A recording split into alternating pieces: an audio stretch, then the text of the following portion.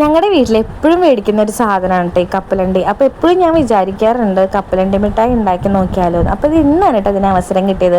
അപ്പോൾ ആദ്യം തന്നെ കപ്പലണ്ടി നല്ല പോലെ വറുത്തിട്ട് മാറ്റി വെക്കുന്നുണ്ട്. പിന്നെ നമ്മൾ ശർക്കര ഉരുക്കാൻ വേണ്ടി വെക്കണം.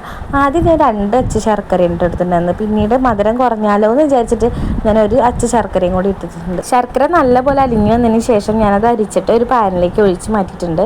പിന്നെ അതിലേക്ക് ഒന്ന് ടൈറ്റായി വന്നപ്പോൾ കുറച്ച് ഏലക്കായ പൊടിച്ചത് ഇട്ട് കൊടുക്കുന്നുണ്ട്.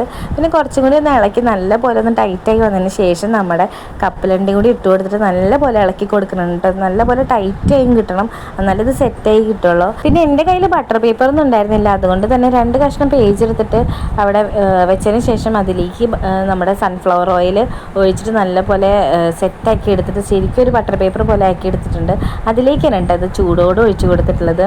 ഇനി ഇതൊന്ന് ചെറുതായി ചൂടാറി കഴിഞ്ഞതിന് ശേഷം നമുക്കിതൊന്ന് കട്ട് ചെയ്ത് കൊടുക്കാം.